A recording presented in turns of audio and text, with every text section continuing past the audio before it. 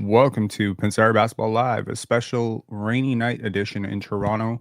It's been raining all day. I've been watching movies. What have you guys been doing? Let me know in the comments.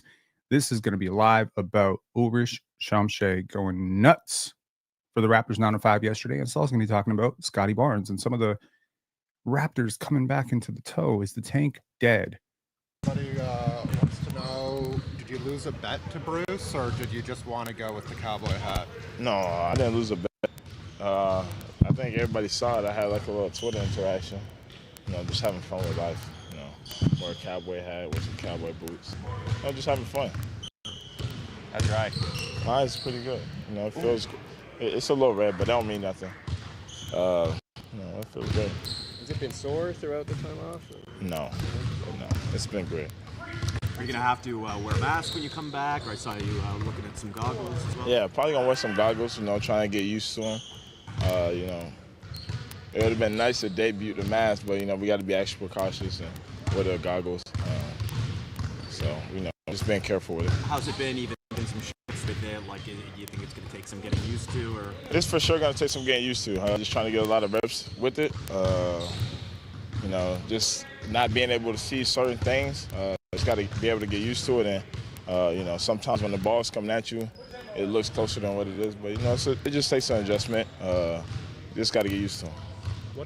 While you've been sitting, what have you learned about this team?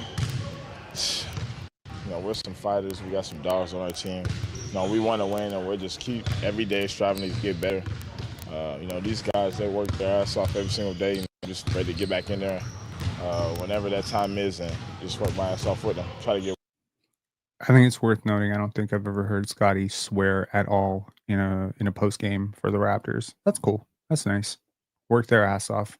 It's better than LaMelo Ball saying no homo. I'll tell you that. Wins.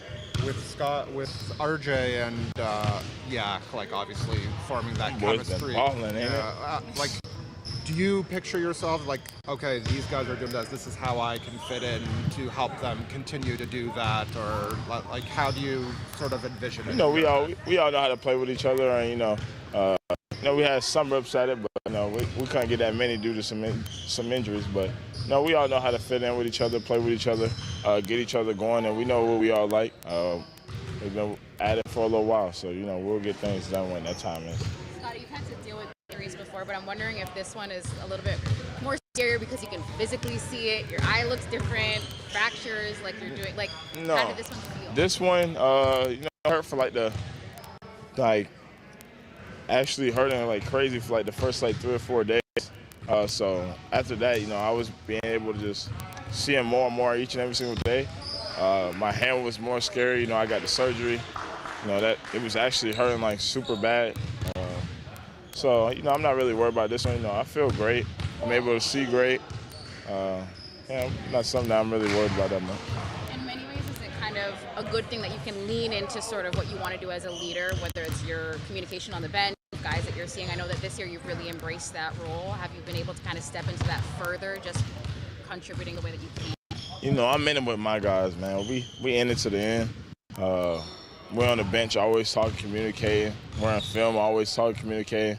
Any way I can help, I'm just trying to give these guys advice and bring energy every single day. I know you and IQ and RJ were really looking forward to getting back out there together again. It's been a minute. How disappointing has it been due to various circumstances and bad luck, essentially, that hasn't happened? And how are you looking forward to when Quick does get back and being able to share the court again? Things happen. Just got to go about it how it is. Just stay with that focus of just trying to win and get better and try to help out any way as possible.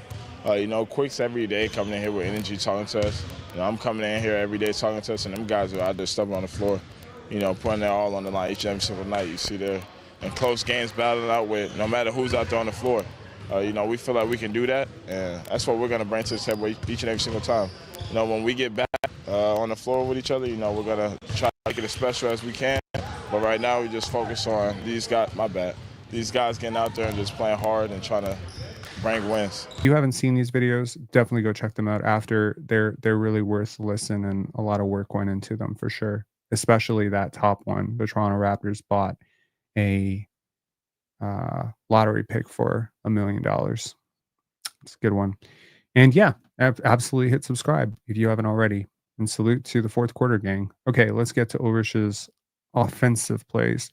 So this is the first one. Pretty simple.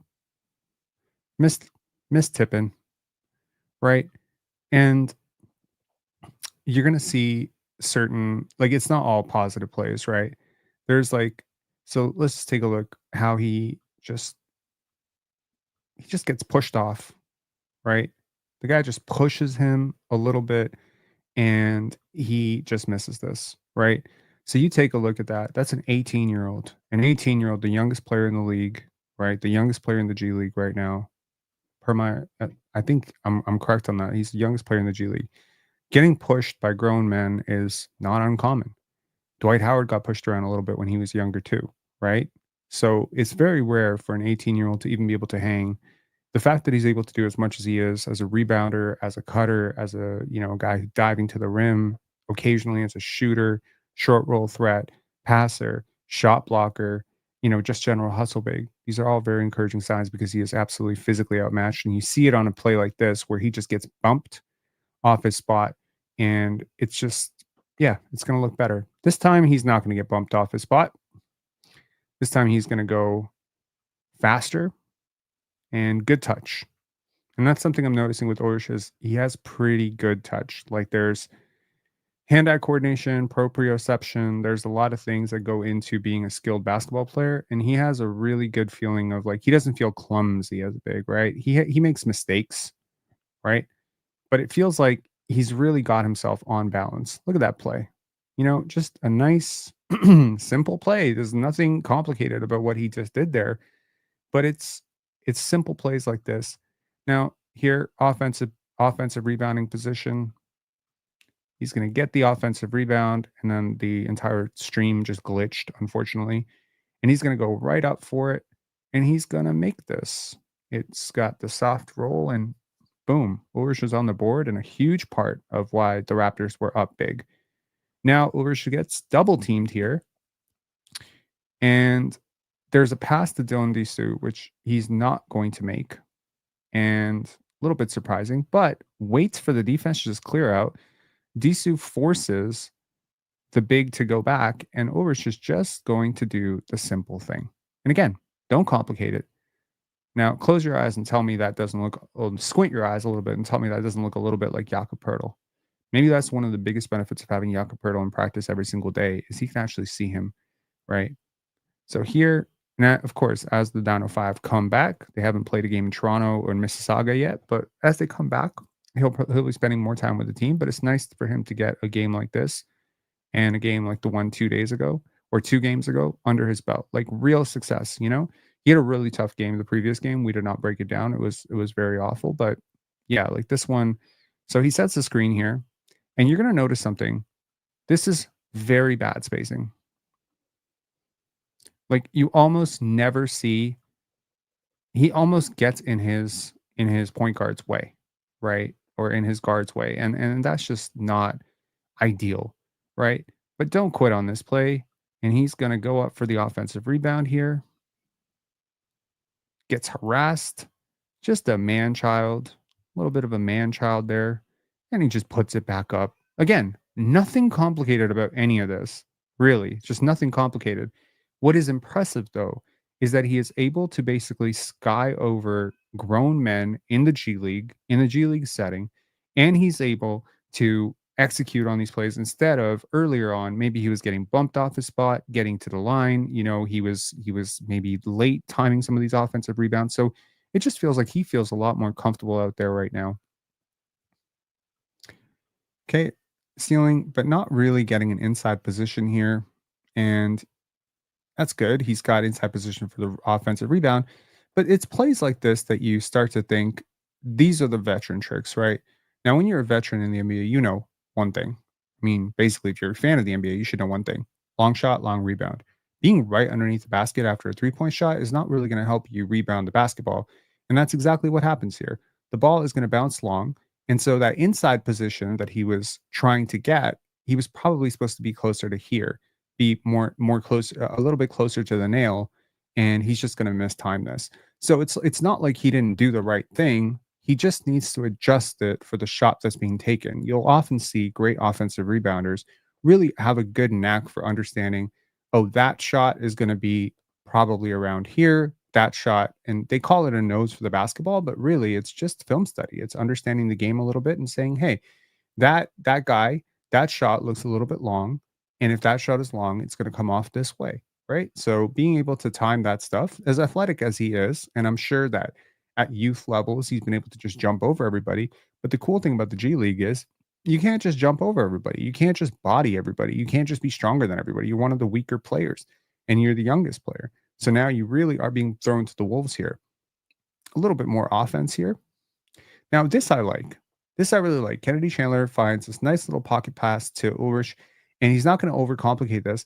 But what I really like is that he really creates this pass by providing good spacing. So he thinks about setting a screen, but when he sees Kennedy Chandler is starting to drive to the baseline, he immediately starts to move down. Now, he could have easily stood still, in which this doesn't happen. He probably could have tried to set a screen, in which this wouldn't have happened, and Kennedy Chandler would have had to go inside. And so this was just a simple situation of Ulrich kind of reading the offense and adjusting accordingly from what his first idea was to his second idea, which is good. And they are not going to guard this. And he gets a nice little shot there. Good stuff. So here they're going to close out on him. I don't understand why. He hasn't made a single three yet, but he can shoot. And he is just going to do something very Giannis-like here. He's going to try to do the Giannis thing, but unlike the Giannis, he tries to cock it back and it gets blocked, right? This is strength. This is all. It's just going to come down to strength, man. Learning to protect the ball. Sometimes he'll go and he'll have the right place and someone will just knock it out of his hand. Sometimes he's got inside position and he just gets bumped off. And this time, he had a wide open dunk and it just gets taken away because he cocks it back a little bit. Again, at nearly 7 feet tall with his athleticism, this is not a matter of if, but when this is going to be a jam. Okay. Kind of a weird fall, little flex there, but yeah. This is a great pass. Little dump off there, and Ulrich is just going to make this very simply. Nice dunk. Showing some aggression. I'll apologize for the cat meowing in the background. My girlfriend's cat is just going crazy right now. If you can hear that. I don't know if you can hear that. Okay.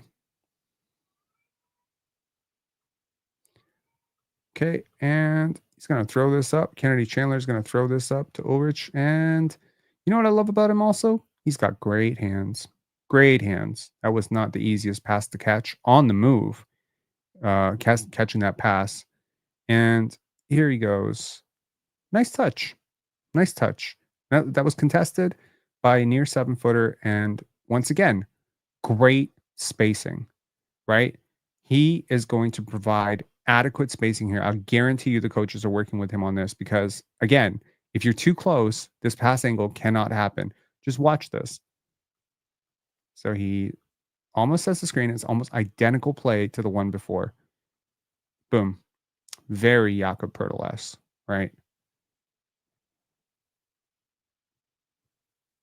Now this one's going to miss. That's okay. Perfectly okay. He did everything right except for make the shot. Now, let's talk about the really impressive part, which is the defense. The offense, very simplified. The defense, not so simplified, in my opinion. Now, look at this. Now, if I just show you this play, what do you think is supposed to happen here? Let me know in the comments. What do you think is supposed to happen here? Given the position on the court, given that it's 3-on-2, given that Ulrich is behind, so it's really 3-on-1. If he doesn't get back in this play, this is 3-on-1. This is easy. So what should happen here? And Liam saying wide open dunk. I agree with you. John Hamilton, he gets beat. Okay. Daryl saying it looks like a blow by and an easy dunk. Zachary Boy saying foul, dump off into the lay and dunk. Okay, I'm so glad you all commented that. Now, look at this.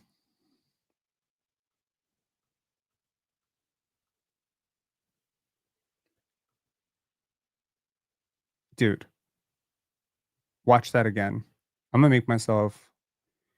just going to make myself really small here. Just watch this. Watch this one more time. There's no reason that he should be able to block this. The defender is already in the air. He hasn't even made his jump yet. And somehow he is able to swat this. Sparkling saying he blocked it. Yeah, he did. That is one of 6 blocks.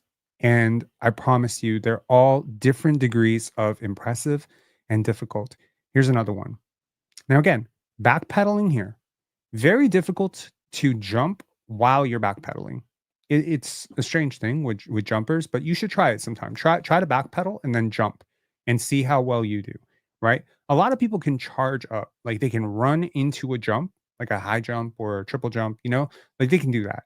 But to back to be backpedaling, dun, dun, dun, and then to still be able to time your jump correctly and to be able to get the burst, it's just from a standstill is very difficult.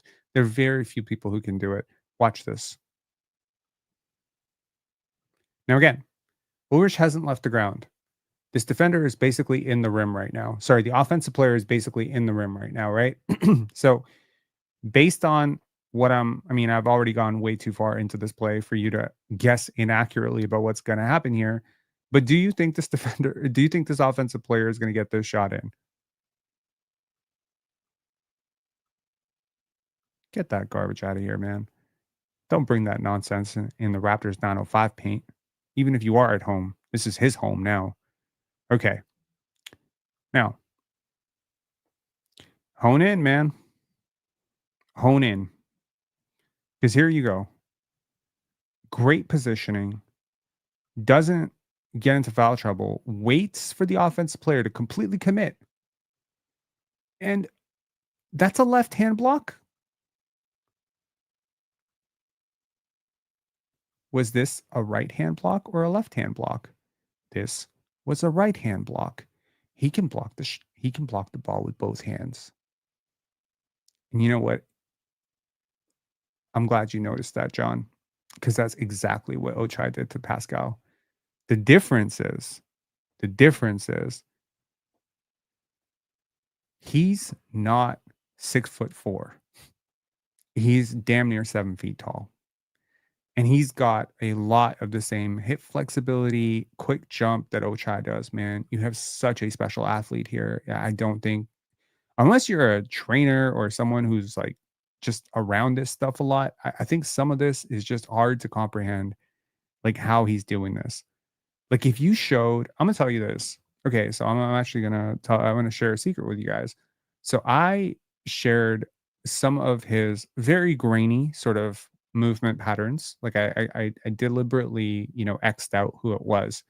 And I shared it with a friend of mine and I said it was an 18-year-old kid playing in Europe. And I said, is this kid really 18? And they were like, nah, he's moving like he's 25. That was crazy. That was crazy. 18-year-olds are not supposed to be able to do stuff like this, man. That is a left-hand block, right-hand block. He's jumping like considerably after. And also, I love how quickly he got that into offense. Rob, I wonder if he's got another growth spurt in him. Possibly, man. There's a lot of people who grow after 18, a ton. Giannis grew after 18. Alperen Şengün grew after 18. If this dude sprouts up to 7'1", yikes. Liam saying that looked like a goaltend, no? I think they got it before. I think he got it before the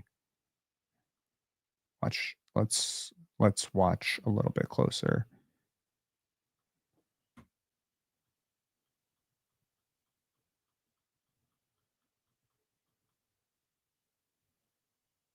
You are correct.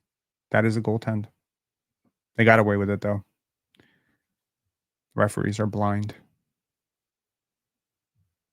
Jaden saying, like the video, y'all. Yes, you should like the video. Joseph Palumbo saying, a lot of work and very little sleep went into this video. Hit like, subscribe, and notify peeps. Joseph knows that very little sleep went into this because I actually talked to Joseph last night at like 4 a.m. So yeah, thanks a lot, Joseph. Okay. Bum, bum, bum. Okay.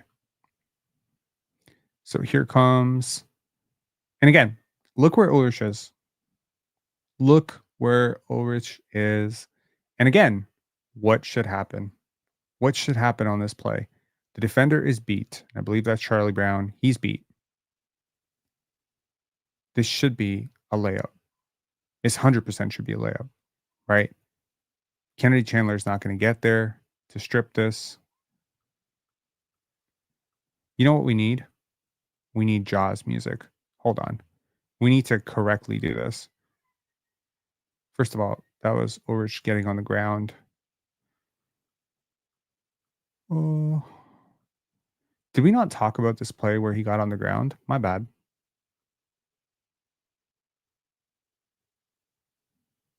We just totally missed this. Yo, it's Ulrich diving on the ground. My bad. That's a steal. That's officially a steal for him. So that play is also worth noting, like getting on the ground. Okay, now here comes this play. Okay. We gotta do the Jaws music for this. Okay, y'all ready? Dun dun dun dun dun dun dun dun dun dun dun dun dun dun dun dun dun dun dun dun. Get the fuck out of here. All right. Okay.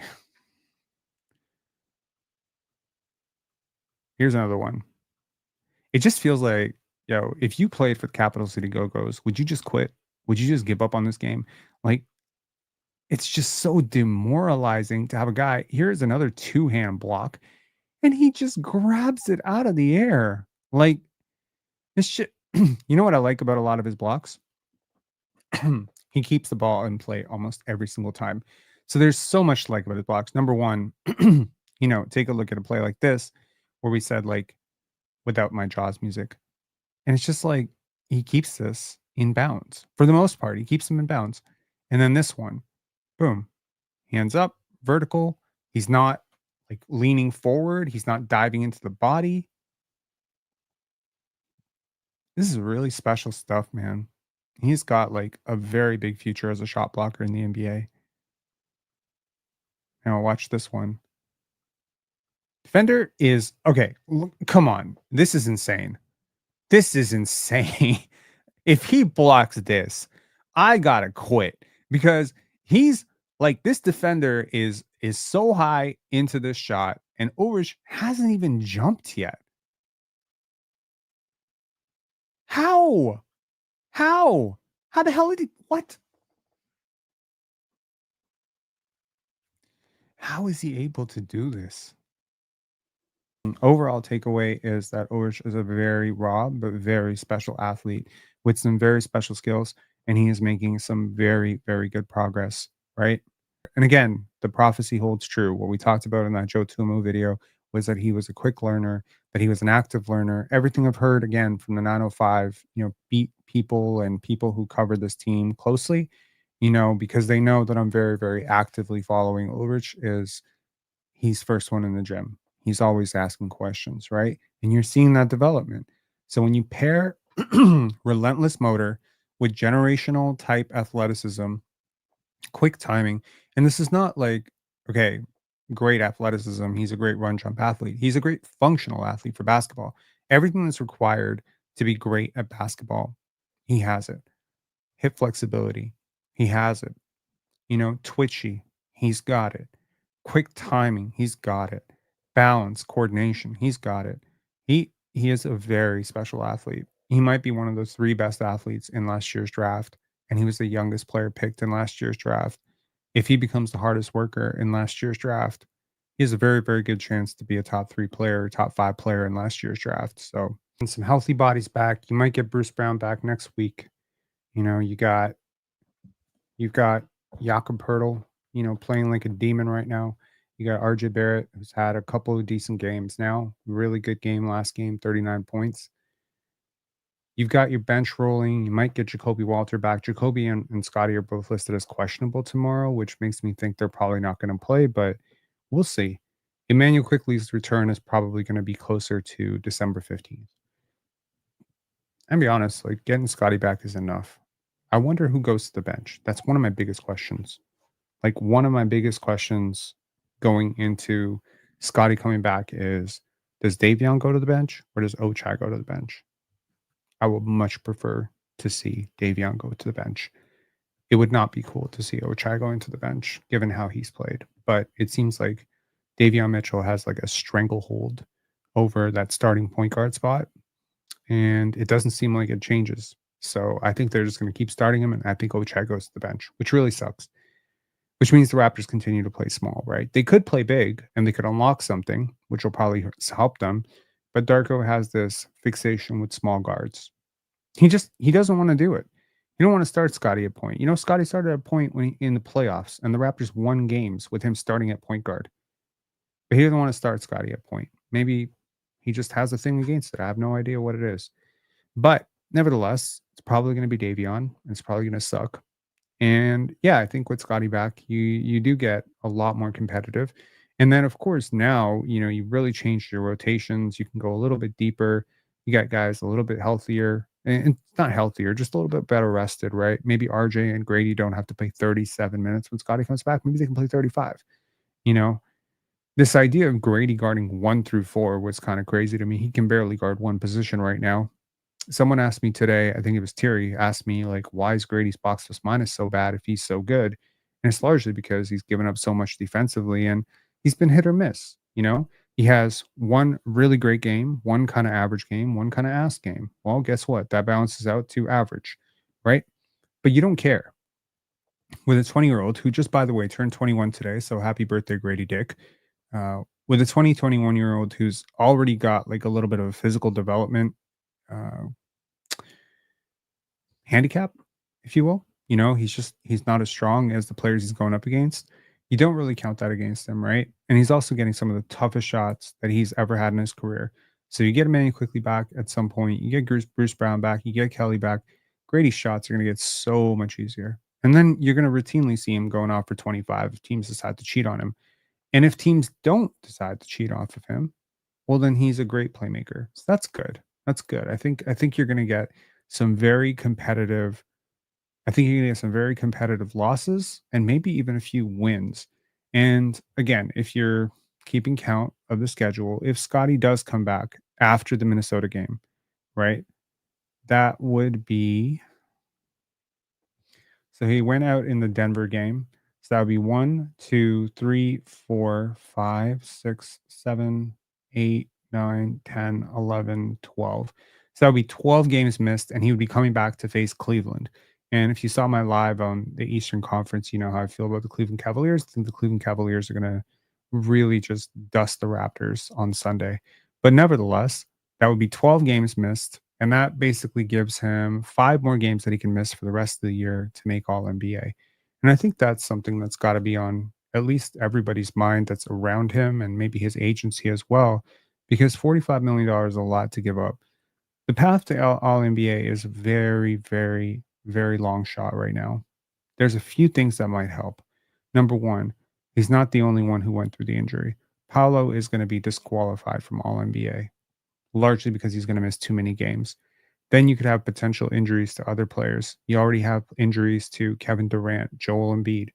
All those spots start to open up. And suddenly, if I'm Scottie Barnes right now, if I'm his friend, I'm like, yo, listen, don't get injured for the rest of the season. Literally go out, play crazy, get this team to 40 wins. You will make All NBA. You play crazy, this team makes 40 wins. They will give you All NBA.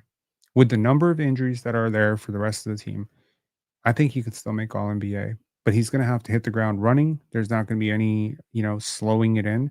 And I think some people are maybe a little bit concerned about, hey, you know, what happens to RJ's role? What happens to Grady's role, Yak's role when Scottie comes back? And I think that was in line with one of the questions that was asked, right? Like, how do you fit into this? Like, these guys are rolling. Like, how do you? It's worth noting these guys are not rolling. They've gone 1-7 in the last 8 games. What's rolling? What's going right? RJ Barrett, Jakob Poeltl is averaging as many turnovers as he has assists over that stretch. What's rolling? We have been in games down the stretch and just choked it over and over and over. What's rolling? RJ Barrett is shooting close to 50% true shooting from the field. What's rolling? Davion Mitchell is having the worst year of his career. What's rolling? Prior to winning against the Indiana Pacers, who were desperately undermanned, by the way, and the Philadelphia 76ers, who were desperately undermanned, we have beat one healthy team in 15 games this year, and that's the Sacramento Kings. That's it. And you can say, well, we have been healthy, they have been healthy. It's fair. Sure. One team is missing Emmanuel Quickly, one team is missing Paul George and Joel Embiid. Yeah, that balances out. No, it doesn't balance out. So when teams get healthier, you're going to really find out who you are. And I think at that point, you're going to find out, this chemistry between Scottie and, RJ. I think it will work better if you put one of them at point guard. I really do. I really do. I think you're going to have a lot more success. And weirdly enough, I think you'll have a surprisingly good amount of success if RJ or Scottie start at point and then the other one is moved to the wing, right? Or even if you continue to put like a lineup like this. Ochai is basically starting at 4, right? So move Davion to the 1, put Scottie at the 1, Grady at the 2, RJ at the 3, Ochai at the 4, Kelly at the 5. Now, I think that is a very interesting lineup. It'd be interesting to see some, pick and roll play between Scottie and Jakob, which in theory, isn't Scottie a way, way better shooter than Davion Mitchell? If it's working with Davion, he's a better passer, he's a better shooter. Why wouldn't what's working with Scottie, why wouldn't what's working with Davion work with Scottie? Scottie's better at everything than Davion. There's really no reason to start Davion. If Emmanuel Quickley's not in the lineup, Scottie Barnes should be your de facto point guard. I don't understand this. And I hope somebody asks about it. Because, last year, Darko was very hesitant to move Dennis Schroeder to the bench when it was obvious that he should try to move Dennis Schroeder to the bench. Not because Gary Trent Jr. is a better player than Dennis Schroeder, which was never the case. It was just try it out, see what happens. Just for the synergistic perspective of spacing, it might help. So yeah, playing a non-shooter like Davion is always going to hurt your spacing, and I just generally feel that the Raptors will be better off utilizing Scottie as a point guard for now. Is the tank dead? I definitely think that unless Emmanuel Quickley is like opts for surgery, is out for the season or something like that, I think you're going to win a lot more games with Scottie than you were winning with him. Wait, you're going to win way more games with him than you were winning without him. And I think that if you factor Scottie into the rotation following the Minnesota, I'm expecting loss tomorrow, it could be a win. It's a 4-game road trip, right? Games on the road are hard. Even if it's against Detroit and New Orleans, it's always a little bit hard. Travel, and then there's no back-to-backs either. I mean, the Cleveland Detroit is a back-to-back, so that's tough, right? They're close. The states are very, very close. You could goddamn bus from Cleveland to Detroit, but it's not that much travel. It's not like you're going halfway across the country, but it's still a back-to-back. And Cleveland is going to beat the shit out of you. So you end up in Detroit kind of like on tired legs. Then you go against New Orleans. That should be a win. If Scottie plays, that should be a win. If Scottie doesn't play, it should still be a win. And then you get Miami, which is a toss-up. You get another one versus Miami. And then you have a homestand. You have this really long homestand at the beginning of December, which is Miami, Indiana, OKC, Dallas, New York, Brooklyn, Houston. And I gotta tell you, like, most of those are winnable. So yeah. And I mentioned it before. Start putting together some wins here. They will pivot. And it may disappoint some people, but I think you racked up so many losses early, and you're just always going to have a slightly better pick than you would have for all these injuries, right? So maybe at the end of the year, we're talking about, oh no, the Raptors have the 9th pick or the 8th pick or the 8th best odds at number 1. And you'll just remember that if it were not for the injuries, that 8th would be 12th. And maybe you got to be okay with that. It's also worth noting, I'll say one more thing. The East is pitiful right now. It's really bad. So the Raptors might end up in the play-in by default. At which point, it's also worth noting that because the West is so tough and because the lottery odds do not factor in which team is East or West, like, do you know what I mean? If you miss the playoffs, it's in order of descending order. So the top picks or the top teams at the bottom of the lottery are mainly going to be Eastern Conference teams, with the exception of one or two from the West. So it's possible for the Raptors to be in the play in and still be like ninth or eighth. Actually, is that true? Yeah, it's possible to be eighth. It's possible to be in the play-in, lose in the play-in, and then you have like the eighth or ninth best shot. So it's perfectly possible. So let's. I mean, I'm looking forward to just more health, man. I wanna see Scottie healthy, and I want to see what that's going to look like. All right, let's answer some questions here. Liam with one question. Two questions for you, Rob. Do you think it's possible for Scottie to play shooting guard this year? And are you in favor of trading Yak? Yes, and yes. But it's harder for Scottie to play shooting guard because Grady almost exclusively plays shooting guard. And if Grady's not playing shooting guard, then RJ's playing shooting guard. It's just unfortunate because he's bigger than those guys that he's always going to be moved away from the two. But it's cool. Is he a center only or will he eventually be a power forward? I think I answered this. I think he could be both. And, I said Andre Blatch played small forward. I think it's just worth noting that there was a video game in which Andre Blatch was listed as a small forward, and that's what I'm thinking about. That Basketball Reference has him as a power forward or a center pretty much his whole career. But I do know there were certain lineups where he did play small forward when he was really young, before he bulked up and became more of a big. And his skill set was definitely very small forward esque. There was another guy, Anthony Randolph. Again, I'm just talking about guys who have Ulrich, type of balance and coordination. Yeah. Liam asks, do you think Darko has some sort of emotional bond with the players? And if yes, do you think it's helping development? Yeah, I do. I do think he has a connection to his players, and I think he has their ear and their respect, and that's good. You should want a coach to care about his players, and you should want those players to have that trust in him. So I definitely think that is helping.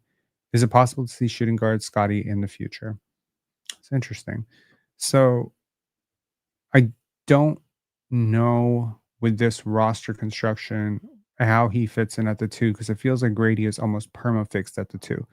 One way that this could happen is if they draft Cooper Flag and decide not to play him at the five, right? At which point, yeah, Scottie would be the two in that situation, Emmanuel quickly the one, Grady the three, and you're just huge. But I just think with putting Scottie at the four and Emmanuel quickly at the two or at the one, you have a size disadvantage at two critical positions almost every night. And if you put RJ at the three, you're literally small in three positions. You're the smaller team every night, and you don't have to be. That's my big beef with that. So I'm not a fan of playing small, especially when teams like Cleveland, Boston, frankly, with Kristaps Porzingis, all the best teams in the league are huge. Why are we trying to be small? I don't get it. I mean, even if you look at OKC now, OKC was a little bit small last year. They got Isaiah Hartenstein and Chet Holmgren playing, twin towers up in there. Like, why would we put Scottie against Chet and Scottie against Evan Mobley? That's not to his advantage at all. Jonathan Savoy with a huge super chat here. Thank you for all the video breakdowns and really everything you're doing. Appreciate the work you put in.